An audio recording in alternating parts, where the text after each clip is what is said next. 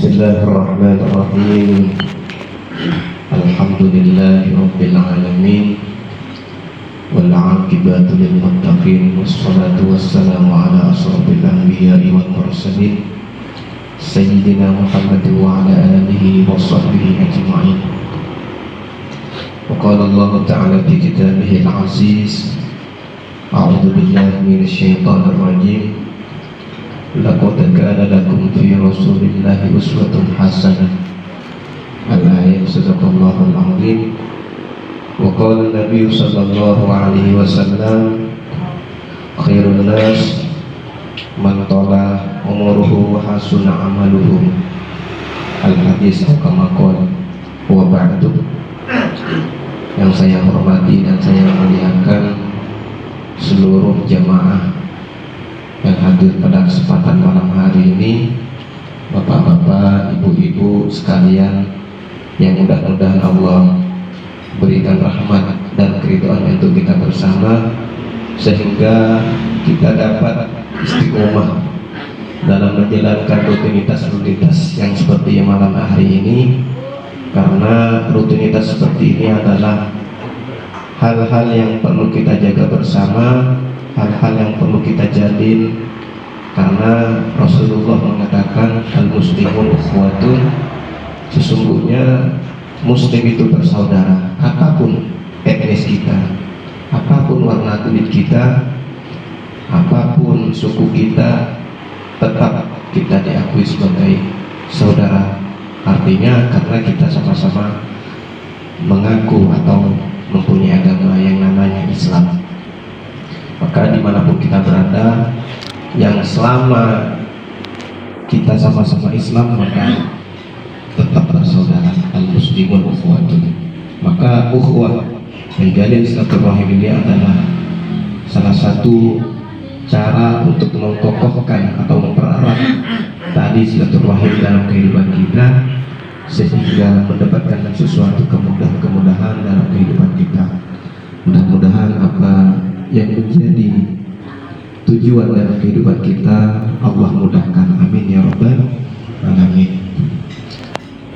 Dan juga tak lupa pula kepada sahibul bait yang telah mengundang saya, mempersilahkan saya datang jauh-jauh dari Pontianak singgah di masjid, di Masjid Bengkayang, Masjid Syuhada. Tentunya ini adalah bukan semerta-merta niatan saya, namun ada sesuatu yang sudah ditakdirkan oleh Allah Subhanahu wa taala, sehingga saya dapat sampai ke Bengkayang ini dan dapat bersilaturahim dan mampu berkenalan kembali atau bertatap muka dengan Bapak. Ini adalah sesuatu hal yang sangat luar biasa, sehingga perlu saya syukuri juga. Saya dari Pontianak, kulturnya atau sosialnya seperti itu di Pontianak, ke Bengkayang saya dapat ilmu lagi seperti itu. Artinya dapat belajar daripada kehidupan yang ada di Bengkayang di sini. Pertama-tama mari kita bersama senantiasa bersyukur kepada Allah dengan segala nikmat yang Allah berikan kepada kita, dengan rahman dan rahimnya Allah yang senantiasa kita sebut dalam ketika kita membaca suratul Fatihah.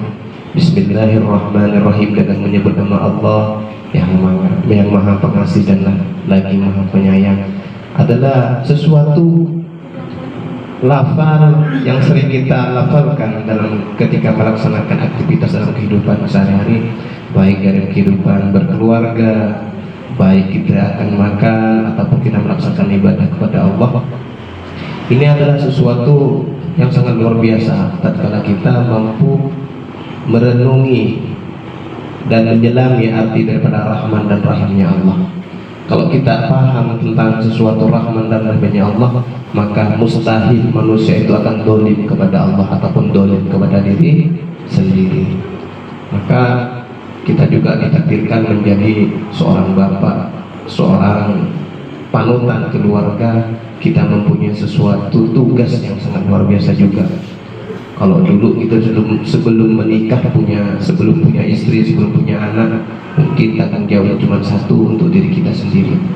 Namun tatkala kita sudah berkeluarga, punya istri, punya anak, maka nambah lagi beban tanggung jawab yang akan kita jalani dalam kehidupan kita.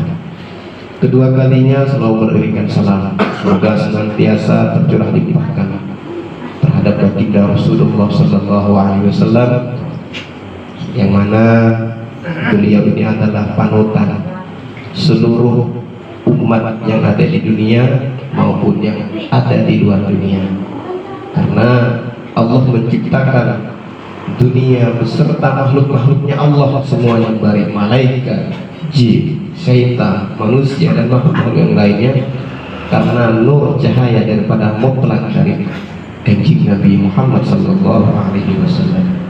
Maka tatkala punya majelis Pak, kalau kita tidak memulainya dengan bersyukur kepada Allah dengan mengucapkan kalimat alhamdulillah dan bersalawat kepada Rasulullah, maka majlis tersebut dianggap sebagai majlis yang sia-sia saja. Maka setiap majlis mari kita buka dengan pertama memuji syukur kepada Allah, yang kedua bersalawat kepada baginda Rasulullah SAW. Jadi Allah akan memandang majlis-majlis yang kita lakukan ini, insyaallah. Dan mudah-mudahan kita senantiasa istiqomah menjalankan daripada risalah daripada umat-umat Rasulullah ini, menjadi orang-orang yang istiqomah, menjadi hamba-hambanya yang muttaqin. Ya ayyuhalladzina amanu taqullaha haqqa tuqatih, seperti yang biasa disampaikan oleh para khatib. Kalau kita beriman, maka kita harus melaksanakan perintah-perintah Allah. Perintah Allah itu banyak, ada yang wajib, ada yang sunnah.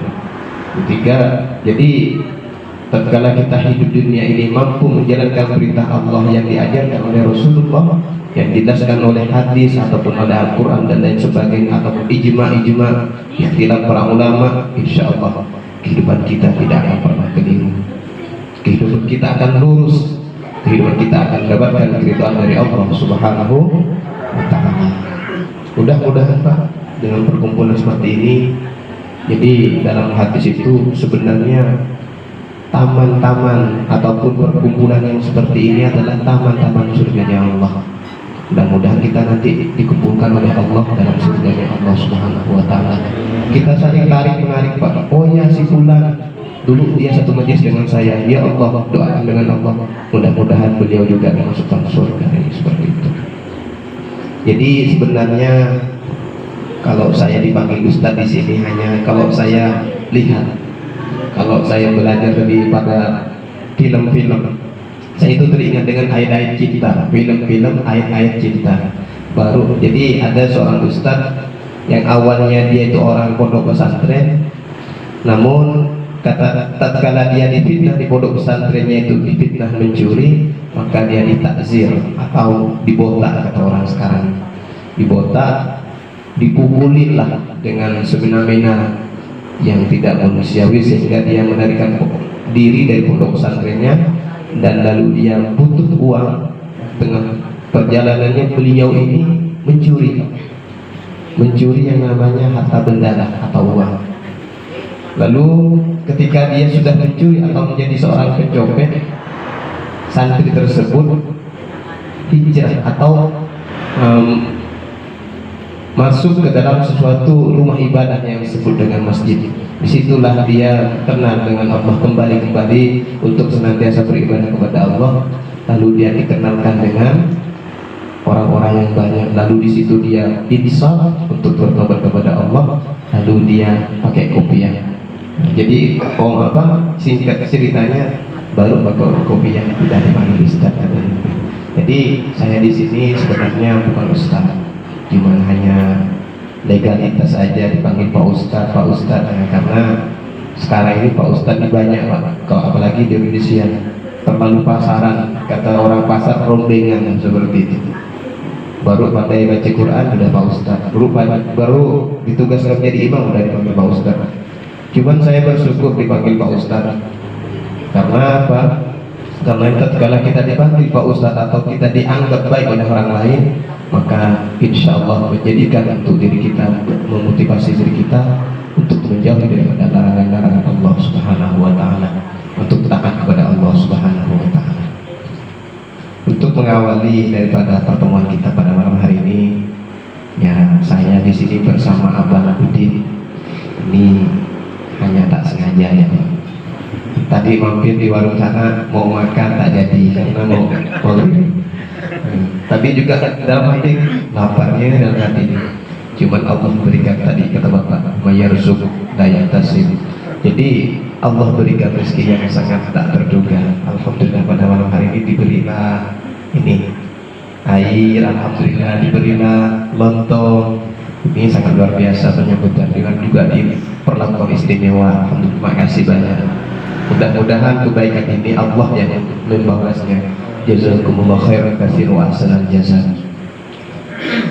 Tadi sesuai dengan permintaan daripada Bapak ya, Pak siapa? Pak Nalisa. Pak Nalisa disuruh mengenalkan diri. Yang pertama, nama saya Helmi. Helmi berasal dari awalnya dilahirkan di Kuburaya. Setelah menikah pindah atau hijrah ke Pontianak, daerah Suwinyo. Dan Suwinyo saya dipercaya di sana untuk mengajar anak-anak TPA lah, atau rumah Quran. Kalau rumah sana Pak, saya nama rumah Qurannya Rumah Quran Baitur Rahim, khusus untuk santri yang masih TK, SD, SMP, dan SMA. Program saya kalau di rumah saya membaca Quran itu wajib, harus pandai. Keduanya menghafal Quran, ketiganya barulah menghafal hadis-hadis pendek untuk bekal adik-adik atau anak-anak untuk kehidupan sehari-hari. Bagaimana tata caranya makan dan minum, bagaimana doanya kita keluar rumah. Kita ajarkan yang simpel-simpel, tapi manfaatnya luar biasa karena sesuai dengan yang diajarkan oleh Rasulullah SAW. Jadi kebiasaan saya setiap harinya memang aktif di dunia pendidikan, mengajar sekolah baik dari tingkat SMP, MTS, ataupun SMA ataupun SMK. Jadi saya aktif di situ. Kenapa hijrah ke Bengkayang? Ini kebetulan ada peluang. Awal-awalnya saya tidak mau karena berat untuk meninggalkan keluarga di Pontianak. Cuman karena mendengar daripada informasi di Bengkayang ini seperti itu dan seperti ini, tergugahlah, tertarik untuk datang ke Bengkayang. Dan mudah-mudahan silaturahim ini tidak hanya di sini saja, sampai di kemudian hari, sampai kita juga dikumpulkan selalu di situ oleh Allah di surganya Allah Subhanahu wa taala. Amin ya rabbal alamin. Ada sesuatu yang ingin saya sampaikan sedikit. Mungkin ini bukan ceramah Pak ya. Ini hanya sebagai motivasi untuk kita bersama untuk mengarungi bahtera dalam kehidupan sehari-hari. Ada pada zaman Rasulullah, sahabat bertanya kepada Rasulullah, ya Rasulullah, katanya, man khairun nas? Qala man tala umruhu wa hasuna amaluhu, kata Rasulullah. Jadi pertama, ya Rasulullah, kata sahabat, wahai ya Rasulullah, khairun nas, siapakah sebaik-baik manusia? Ini pertanyaan sahabat awal-awalnya. Lalu qala, Rasulullah menjawab, beliau menjawab, orang yang panjang umurnya dan baik amalannya. Sesungguhnya tatkala kita belajar dari hadis ini simpel, namun untuk melakukannya atau menjalani kehidupan kita ini sangat berat. Untuk menjadi wahasuna amaluhu, untuk melakukan amal-amalan ibadah yang baik atau ibadah-ibadah yang baik ini yang susah.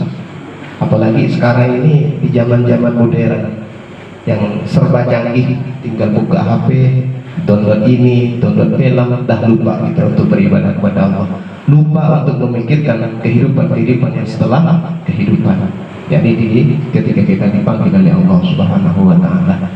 Makanya tatkala kita sholat, selesai sholat kita berdoa kepada Allah, kita luangkan sedikit untuk berdoa kepada Allah, meminta kepada Allah agar kita dihusnul khotimah kepada Allah dengan ucapan biasa saja, baik pakai bahasa Indonesia, pakai bahasa Melayu, pakai bahasa Bugis, pakai bahasa Dayak, Bajawa, ataupun pakai bahasa Arab juga boleh. Yang penting doa itu harus dipanjatkan sesuai dengan kemampuan pemahaman kita. Jangan kita berdoa tapi tak pandai artinya. Banyak satu lembar dibaca. Allah, Allah, Allah, Allah. Yang tahu Allah ya. Tapi artinya tidak pandai, maka tidak bakal diterima oleh Allah. Kenapa? Kata malaikat, ente ini berdoa apa maksudnya? Sama kita, mau kemana? Kita mau ke Singkawang, tapi tak pandai kita namanya. Jalannya tidak pernah kita sampai. Mau kemana bang? Tak tahu lah. Pokoknya saya mau jalan. Ngerayau kemana-mana seperti itu. Jadi tatkala kita melakukan doa kepada Allah Subhanahu Wa Taala, maka pahami arti dan maknanya dan curahkan isi hati kita kepada Allah murni mengharapkan keridhaan dari Allah Subhanahu Wa Taala. Jadi wa khairu umur barakatuhu wa taufiqu fihi lil a'mali shalihat wal khairati khassati wal 'ammah. Jadi artinya sebaik-baiknya umur ialah yang diberkati oleh Allah Subhanahu Wa Taala. Umur yang diberkati itu seperti apa Pak Ustaz? Umur yang diberkati itu adalah umur yang dilakukan atau yang dipergunakan untuk kehidupan dunia ini untuk beribadah kepada Allah. Apapun yang kita lakukan insya Allah akan bernilai lillah ta'ala. Bagaimana cara kita mencari nafkah untuk anak bini kita, untuk anak istri kita? Kalau tidak diniatkan untuk akhirat, maka kita dapatnya cuma satu, dunia saja, rugi kita. Kita susah-susah cari duit untuk memberikan yang terbaik, belikan emas, cincin, perhiasan supaya anak bini kita bahagia. Namun kita tidak pernah meniatkan untuk lillahnya, maka akhirnya tidak bakalan dapat, rugi Pak. Makanya kalau kita langkahkan kaki kita untuk mencari nafkah, bismillahirrahmanirrahim, ya Allah saya mau kerja nih untuk bekal, untuk kehidupan, untuk kekuatan, untuk beribadah kepadamu ya Rabb. Ini seperti itu, minimal seperti itu doanya. Jadi tatkala kita hanya kerja tapi tak pernah meniatkan dengan lillahnya, maka rugi Pak. Yang kerja jadi guru, niatkan karena Allah. Yang jadi tentara, niatkan karena Allah. Yang jadi polisi, niatkan karena Allah. Yakin, tatkala kita dipanggil oleh Allah, kita siap. Karena semua apa yang kita lakukan di dunia ini, semuanya mengharapkan keridhaan dari Allah. Kita niatkan untuk akhirat semuanya. Insya Allah dengan cara seperti itu, maka kita akan menjadi kehidupan yang barokah. Barokah di dunia maupun barokah di akhirat. Insya Allah anak-anak kita juga akan menjadi keturunan yang soleh dan solihah. Tatkala kita niatkan seperti itu. Tatkala kita punya anak yang soleh dan solihah, maka sesuai dengan sabda Rasulullah, idza mata ibnu Adam inqata'a amaluhu, katanya. Sesungguhnya terputuslah amal-amalan anak-anak Adam atau manusia yang di dunia ini illa bithalazin, kecuali yang tiga. Yang pertama, punya harta kita infakkan ke jalan ke jalan Allah, seperti menyumbang masjid, menyumbang ke jalan, menyumbang ke sekolah, yayasan Islam, itu akan menjadi nilai-nilai. Yang kedua, yang tanfa'u bihi, punya ilmu yang bermanfaat. Punya ilmu kita ajarkan terhadap anak-anak kita, kalau lebih kepada orang sekitar, orang kampung lah sini kan seperti itu. Yang ketiga adalah punya anak yad'ullah, anak yang soleh yang senantiasa mendoakan orang tuanya. Ini baru kita Pak menjadi kehidupan yang barokah. Punya harta kita infakkan ke dalam sesuatu jalannya Allah, punya anak yang soleh yang mampu mendoakan kita, apalagi tadi punya ilmu diajarkan untuk keluarga terkhusus dan umumnya untuk semua manusia. Semuanya kita punya kewajiban, untuk berdakwah, mengajak kebaikan.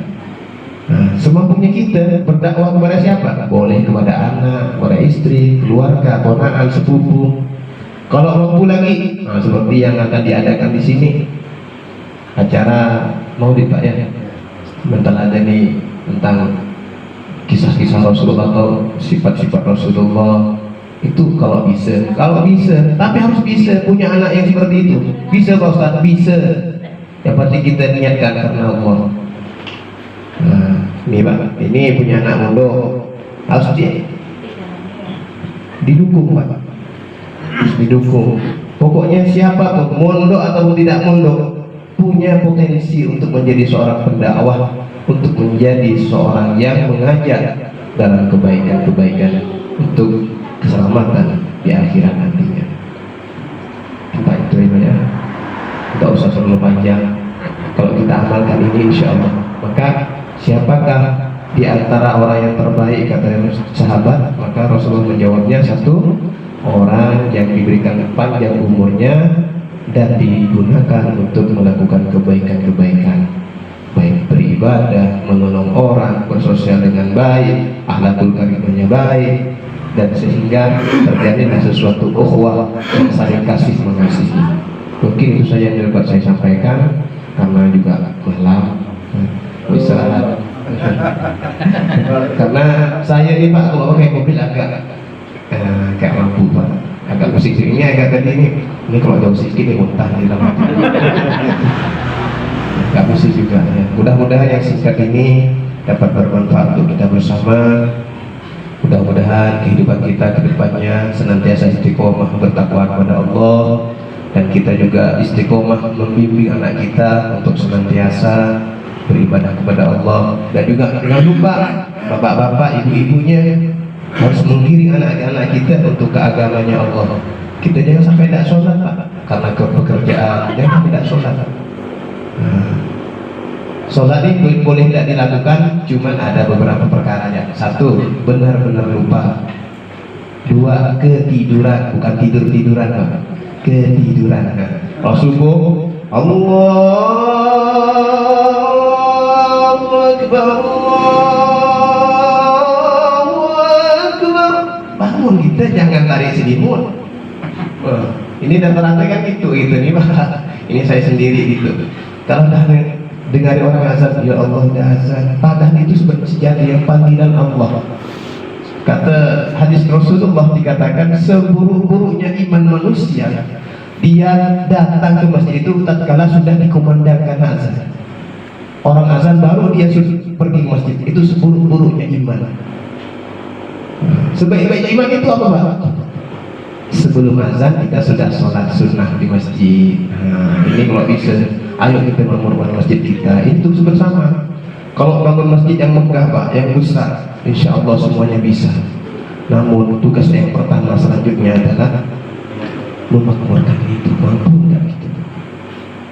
Sholat berjamaah itu di masjid hukumnya apa? Fardu kifayah. Kalau dalam satu kampung nggak ada yang sholat berjamaah di masjid, dosa semuanya. Bahaya nih Pak. Jadi fardu kifayah itu bukan cuma mengurusi tentang orang yang meninggal saja. Sholat di masjid berjamaah itu wajib hukum. Tapi kalau udah ada yang sholat berjamaah di masjid, gugurlah semua dosa-dosa kita. Tapi yang di rumah jangan sampai tidak ke masjid atau tidak sholat. Nah ini bahaya. Apa ancaman Allah dalam keterangan ayat Allah ini? Kalau kita meninggalkan satu sholat, maka kita akan disiksa dalam api nerakanya Allah selama 80 tahun. Mampunya gitu. Satu hari aja bandingannya kayak 1000 tahun. Sakitnya. Satu hari bandingannya kayak kita dalam dunia 1000 tahun. Kalau kita meninggalkan satu sholat 80 tahun. Dan juga Allah mengatakan dalam hadis qudsinya, kalau kalian atau ente umat Rasulullah atau orang-orang Islam yang ada di dunia ini tidak melaksanakan sholat, kata Allah apa? Diam kalian itu di luar bumi ini, jangan diam di bumiku, jangan diam di langitku. Mau hidup mana gitu? Sedangkan kita memang tidak bisa terbang, tak bisa ke langit. Kalau tidak bisa kalau Allah sudah bilang seperti itu, kita mau kemana? Artinya kalau kita meninggalkan sholat perintah Allah, maka semuanya akan menjadi sia-sia. Apapun yang kita lakukan tidak akan pernah diterima oleh Allah Subhanahu wa Ta'ala. Ya, mudah-mudahan kita mampu Pak ya, mengistiqomahkan kita untuk melakukan ibadah kepada Allah, sholat terutama Pak ya. Kalau berdakwah ini mungkin ada orang-orang khusus, tapi kalau sholat ini memang fardu ain, kewajiban pribadi. Kalau anak kita tak sholat, ayo kita kasih tahu sholat. Kalau sudah umurnya balik, kasih sikit-sikit jubita, kasih ke sini, campur sikit-sikit atau sampai patah pak. Campur sikit-sikit atau pakai lidi sholat. Jadi maka biasakan, jangan sampai kita sayang dengan anak, kalau waktu sholat subuh kita tidak bangunkan dia, jangan sampai. Jadi kalau kita salat sayang dengan keluarga, ketika sudah waktunya sholat harus tegas kita. Kayak komandan menghadap, kayak prajurit siap komandan, siap seperti itu. Jadi itu saja mungkin ada bisa sampaikan. Kurang dan lebihnya mohon maaf. Kekhilafan mutlak datangnya daripada kepribadian saya yang dhaif, yang bermanfaat, dan kebenaran itu mutlak datangnya dari Allah Subhanahu wa taala. Wabillahi taufiq wal hidayah wa ridha wal inayah. Assalamualaikum warahmatullahi wabarakatuh.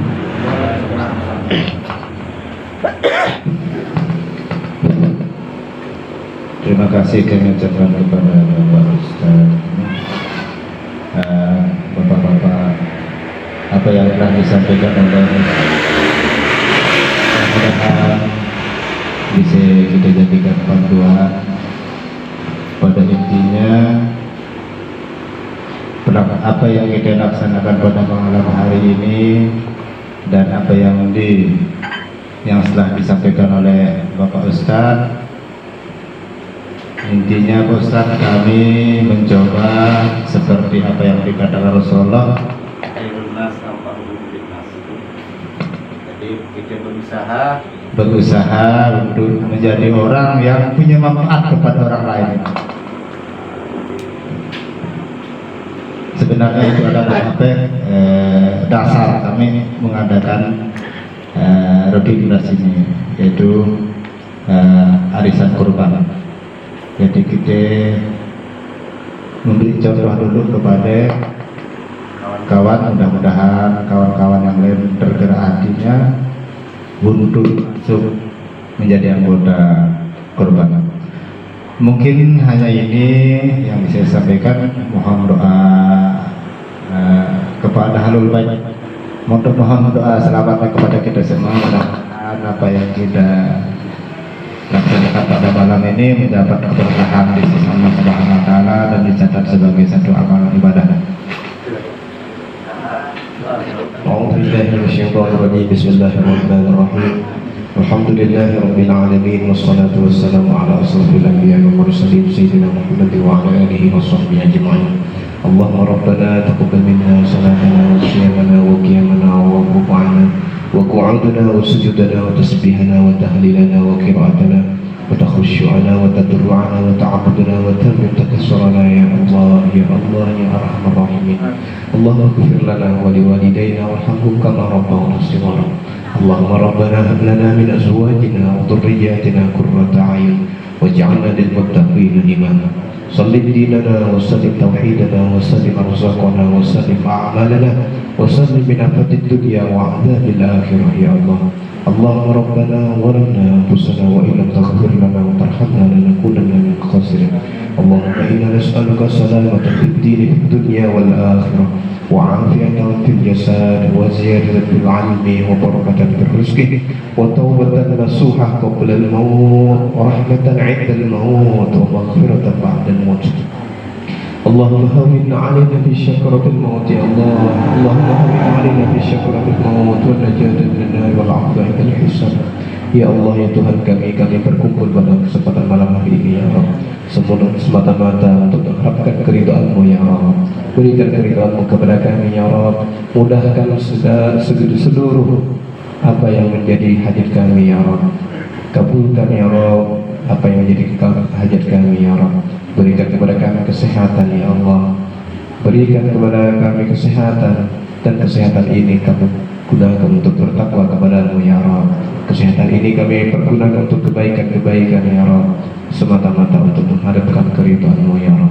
Ya Allah, berikanlah kemudahan ya Allah majelis kami ya Allah dalam melaksanakan suatu rutinitas kurban serta setiap tahun ya Allah. Mudah-mudahan jemaah-jemaah yang lainnya dibuka itu hatinya ya Allah, sehingga tergugah untuk mengikuti kegiatan-kegiatan ini ya Allah. Berkahi kehidupan kami ya Allah, berkahi kehidupan anak istri kami ya Allah, berikan ampunan kepada seluruh orang tua kami ya Rabb. Berikan kesehatan kepada seluruh orang tua kami ya Rabb. Berikan kesehatan seluruh orang-orang masyarakat yang ada di sini ya Rabb. Allahumma rabbana atina fid dunya hasanah wa fil akhirati hasanah wa qina adzabannar wa adkhilna al-jannata ma'al abrar ya aziz ya ghaffar ya rabbal alamin. Sallallahu ala sayyidina Muhammad wa ala alihi wa sahbihi ajma'in. Subhana rabbika rabbil izzati amma yasifun wa salamun ala al-mursalin walhamdulillahi rabbil alamin. Allahumma shalli ala Muhammad.